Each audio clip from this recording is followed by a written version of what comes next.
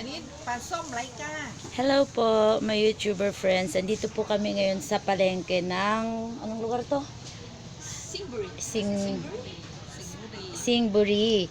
Now, this one, they call it in English fermented fish. However, in the Philippines, we call it boro. Ito po yung boro nila dito. Nangangamoy.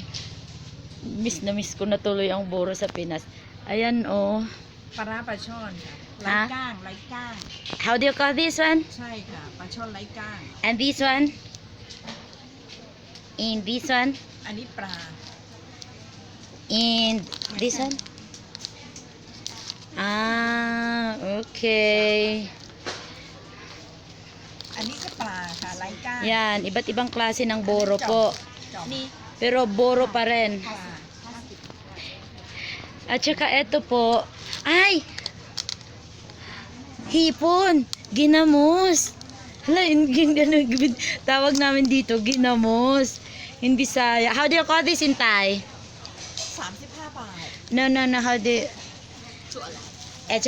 Ito po yung bugoong nila dito. Nilalagay po sa plastic. Ito po yung hipon. Ginamos nila dito. Wala silang dragon ginamos. Ito po yung sa kanila. Singburi version. Ayan. Hala, dahil ay raw nga honey. May honey sila dito, oh. 130 baht per bottle.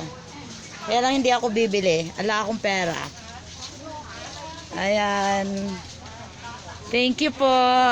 Sawadee-kap. Kapun ka.